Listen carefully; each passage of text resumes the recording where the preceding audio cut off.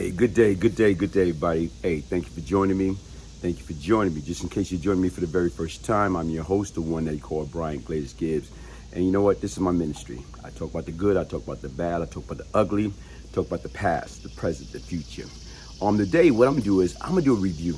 I'm gonna do a review on Power Book 3, episode 1 and episode 2. So I got the opportunity, like this Sunday, to sit down, you know what I'm saying, right now and try to give it my undivided attention. And even right now, I was kind of interested because once again, as I said, I put out a piece before who I think these characters, you know what I'm saying, truly are in real life. And, you know, certain storylines, certain names, certain, you know, version of people got flipped around. Okay, episode 1 started off, you know what I'm saying, okay, cool, Kanan, you know what I'm saying, he got jumped. You know what I'm saying, he got jumped for his money. Got beat up in the park, okay, cool. These guys took his money. All right, so he ran home. Okay, as he ran home, as fast as he could, you know what? He went into the house, went upstairs, and went to his bed, crying. And his mother, okay? Anybody that know anything about a mother love, especially like a mother and her son, a mother and her kids, period, is just close. So the difference is the bond that they have, like right now, it's like seeing unbreakable or whatever. It's nothing that they won't do for each other. So here it is right now, when she go up there to find out exactly why is her son, her baby boy, up in the bed crying, like, you know, kind of busted up, what's going on or whatever. So basically he explained that these guys, you know, beat him up and took his money. So guess what? Now you sit back and think about it. It's 2 ways mom could have handled that. Mom could have went back there with him and bring those guys around and, like, you know, put them in check and say, listen, man, that's my boy. Right now, he just like y'all. Nobody's no better than anybody. And right now, guess what? If that should happen again, it's going to be all hell to pay. And trust me, the guys probably would have got the message then. But instead, she took it another route. She basically got him to get some, she got the battery, put it in the socks, and took him back. You know, here it is. He was reluctant because once again, okay, was he trained how to use a battery and a socks? We learned that from the PENAL. You know what I'm saying? Locks in the socks, okay? So anyway, they go back. So she see them. She told him, go ahead, handle your business. Either you're going to handle your business, I'm going to handle you. So he went over there, okay? Guy turned around. He hit him. Whop. One good time. Busted his whole mug. Grill. Hey, right now you see blood everywhere, okay? Other guy came up. He started welding on him. Boom, boom, boom. And look at that, folks. Here it is right now, sometimes that's just the start of it. I'm talking about something as simple as that is just the start of it. Because once again, once you don't see blood, once you don't see that you broke somebody down, regardless by the way you did it, whether you use a battery in a socks, whether you use a knife, whether you use a shank, a pipe, a gun, that's where it all started. So technicality, Kanan was traumatized at a very young age. Bingo.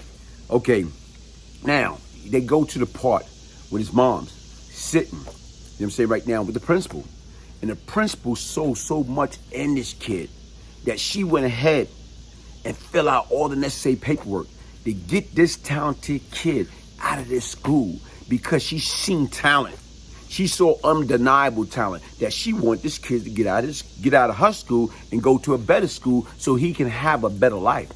Okay? The mom's all excited. You know what? Oh yeah, you're gonna do this. Okay? But sit back and look at it, folks. It's not what the principal wants. It's not what the parent wants. It's always about those kids. Because once again, once they reach a certain age, guess what's gonna happen? They going to do what they want to do indirectly. We think we in control, but the older they get, you lost control. So, holy behold, what wound up happening? Okay, opposed him taking advantage of the opportunity, he deliberately flunked the test. Come on, man. So that's why I say, typical black mother, if their son is in the street life, they would prefer for their son to be in prison. You know what I'm saying? To be dead. Okay. Now, you know, another thing when you look at it, as far as right now is, okay, here it is. They talk about these characters, okay, Buck 20, okay. They talk about Unique, his little crew, okay. And even right now, it's like, folks, I'm looking at it. His mom's supposed to be a queen pin. And like I say, I'm trying to wrap my hands around that, like understand that. And don't get me wrong, you don't have plenty of women, was involved. Okay, not on that magnitude. Like I say, what I can see is with that, if I sit back and start looking back some of the characters that was out there, female version, only thing, like, you know what, like I told you right now, Dip, my girl Dip, I knew she was running her show in Brooklyn, something totally different, on a whole totally different, say smaller scales. And even right now, as I look at it and I start thinking about in the Queens days, who probably have that capacity and the capability of doing that, would probably have been Cat niece Mott. Because Mott was no nonsense. And a lot of people right now, they didn't want no problem with Mott. So I can see, Mott kind of playing that role that 50 Mom is playing. So, it's feasible, but like I told you, with that type of strength and power, it's like highly unlikely. Okay? Even right now, like I'm saying, when you keep watching the show and you see exactly where it's going at or whatever, and then you start seeing certain little situation, and like, they little crew, like Kanan little crew, you know what I'm saying, like D-Wiz, Fame, Jukebox, you start seeing all this, and how they interacting, and how Kanan had, more or less like, right, a dislike for Buck-20. So even as they go into school, trying to learn, are supposed to be getting their education or whatever, they still caught up into the little wannabes. They want to be down. They want to be cool. So even right now, going back to, like I said right now, you see the meeting with Unique, the character Unique, and 50 Cent Moms. So you see the meeting, and they splitting up areas. They coming together, I'm saying right now, his mom supposed to be representing the Queen Pen, and this guy Unique supposed to be, right now, head honcho, brother. And they talk about territory, who's gonna get what. And they speaking about that. And they going back into 5% of terminology and all that other good stuff. But sit back and you think about it. Right now is, even as they talk about the Unique character, and, oh man, he's this, he's that, he's that. But, okay, here it is. He drive a BMW, a bulletproof BMW. Folks, like I said right now, that is true. Only person back then, besides the Secret Service protecting the president, or, some of these billionaires from out of the country, those are only people that I knew that had bulletproof automobile. Prince, everybody knew. Prince had the bulletproof BMW. So even right now, and as I say, to me, the way the character looked, like I say, who is Unique? I think Unique is a combination of little bit for everybody, as far as like some of Prince, Preem, Cat, Corley, Mickens, all of them, Pappy, all of them, all in one for the time being. But as they get deeper, I'm probably able to see more and express more, And then right now, like I say, right now, they're at the diner. Okay, they show the scene that, 50 Moms and right now is, her brothers and his friends, but Fame and his sister, they came in and they at the diner, jukebox, they chilling, they eating. So to me, that diner, Lamont Diner, put me in the mind of Carmichael, okay? And right now, because that's where everybody back there used to hang out. So even though they hanging out, having a good time, talking trash or whatever, and then guess what, they leave. So when they leave, okay, they out there in front of Carmichael with their cars, and what happened? Somebody come by, okay, start shooting up in the air, blah, blah, blah, blah, blah, okay? Like I say, folks, like, I don't know. That to me is like a different area where, as far as where we came from, like you got East Coast way of doing things, you got West Coast way of doing things. We don't shoot up in the air, okay? We don't shoot up in the air. But just so happened, shoot up in the air, and they just happen to see as 50 got up, he just happened to see after everybody hit the ground that, all right, cool. So as the storyline goes on and things start happening or whatever, you see, right now is somebody came into, I guess, the little arcade where they was at, where 50 and his crew was at, and talking about, yo, man, this is on your territory. They're on your mom's territory, like hustling. So here it is, Kanan, 50 Cent, got mad. Oh, man, we ain't going for that, man. We ain't going for that. We ain't going for that. So guess what? They get their little toolie. They get their little weapon, their little guns, okay? And what do? They go out there, And they go out there, and right now is, guess what? Here it is, a $120 got shot and killed in the process. Okay? Sit back and think about that. All right? Now, here it is, the moms is pissed. Wait a minute, what are you doing? How in the heck can you make a move like that?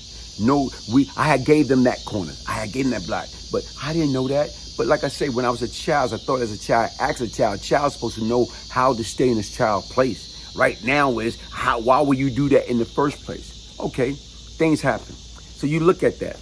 The moms, you know what I'm saying, period, the son, and the brothers, everybody talking about it or whatever. Okay, you just killed one of the top guys, you know, Pacey, like right-hand man, our soldier. And, you know, let's sit back and think about it. But, like it's nothing. Then all of a sudden right now is like, to me, I got a security mindset. Anytime right now, once we reach a certain level, security, okay? Security.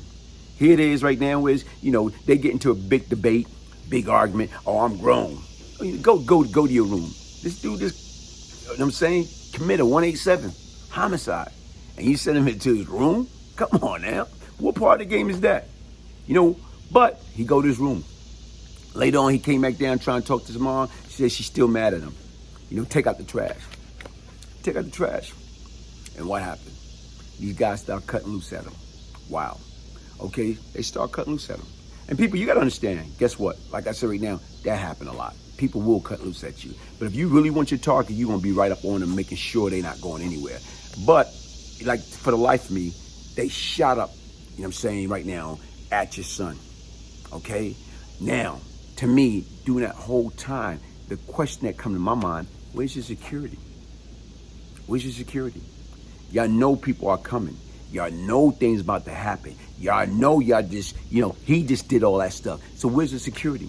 No security. Come on. What part of the game is that? I don't understand that. Time went on. Look what wound up happening. Okay, cool.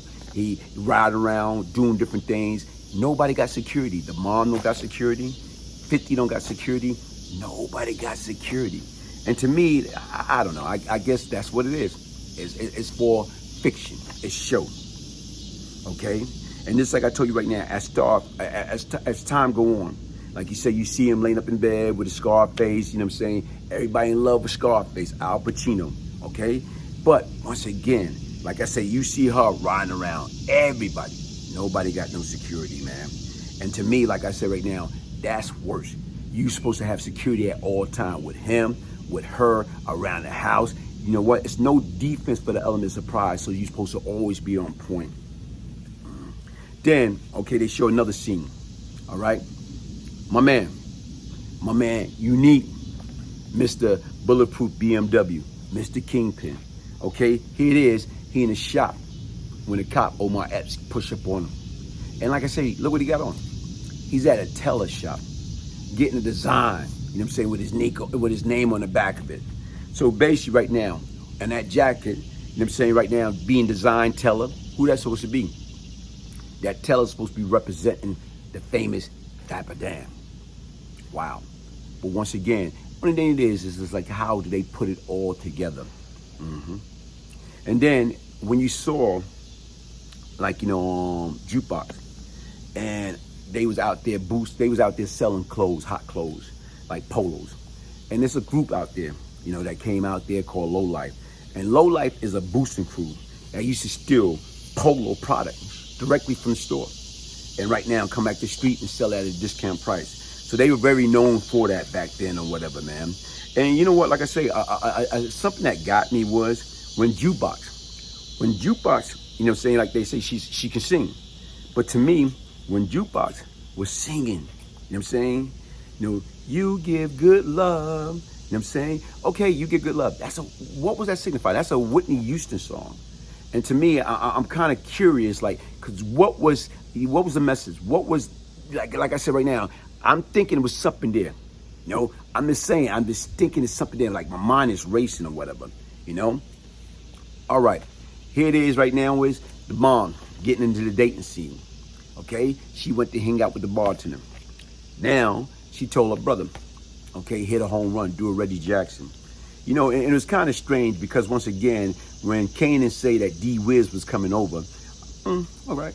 And right now, it was kind of strange because once again, it's like even as that part was playing out, and I watched something, I seen something, and I seen as D-Wiz was about to get to the house, you know, here it is, her brother came along, snatched him up. Come on, man, come with me, man. You know, he said, Kanan gonna be there. So he said, I'm supposed to be going to the house. He said, nah, come on, we going over here. You gonna have the time of your life. Automatically, when he got in the car with that man, and then I saw a jukebox getting off the bus and see that happening, automatically I knew, like right now, even before everything played out, what was gonna happen.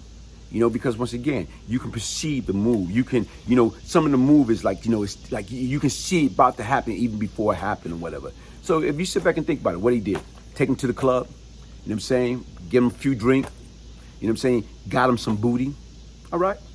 But then at the end result, what he did, he took the kid out. Why did he take the kid out? Because once again, here it is right now is his mother, as far as the queen pin, basically love her son, is not gonna let nothing happen to her son. So the difference is right now is his mother gave D-Wiz to Unique and his people on a silver platter. This is a sacrifice lamb. This is the guy that was with my son. He killed, you know what I'm saying, $120. Wow. Hey folks, listen, like I told you, I think it's very interesting. It's an interesting show. Right now, the writers, even another part, what I like in there is when they cook the dog. You know, here it is right now is the mom and the girl from the club got into a beef. And, you know, right now is the moms didn't like, you know what I'm saying, you know, the white chick attitude. You know, you don't know who I am or whatever. And guess what? Here it is. She called herself, she want to get back at her. And she got back at her by sending one of her boys, you know what I'm saying, to get into a place and put her, what was it? What type of, was it poodoo, Yorkie? Put her Bella into the microwave. Folks, that was kind of different. And to me, the first thing popped back in my mind is this, like, you know, when you got to lab and you got to lab it right and everybody trying to be creative. And you know what? The person that was writing that part probably was in love with the movie Fatal Attraction, because that's where that came from. That when, you know, right now when Michael Douglas and Glenn Close was in a relationship or whatever, and Michael Douglas was trying to break it off, and Glenn Close was like so infatuated and attracted to Michael, and she didn't want to accept no, despite Michael was married, had kids. No, she didn't want that. She wanted him. So what she did in turn or whatever right now, she used to torture the family. So one time she took the pet rabbit and put it in a pot and boiled it. So right now when they came back home, here it is, they go to the kitchen like, what is this? What's that burning or whatever? What's that cooking? And it's a rabbit, the pet rabbit, and a boiling pot of water. So basically that's why I think the dog Bella getting put in the microwave, they didn't want to do the same thing as far as boiling a dog on the stove or whatever, so they put him in the microwave. Come on. Hey folks, listen. Hey, what I'm be doing different things. Hey, my name is Brian Glaze Gibbs. Hit that like button, hit the subscribe right now, and tell me what you think. And like I said right now, I got more content coming. Like I say, this is my ministry, this is my story. Hey, also, get your signed copy of the Beyond Lucky book, the Brian Glaze Gibbs story, a true story of crack money, murder, and redemption. You know what? If I can change, anybody can change. To place your sign, you get your signed copy, email me, Brian, B-R-I-A-N, Gibbs, G-I-B-B-S, 1201 @yahoo.com. Peace, love, and prosperity.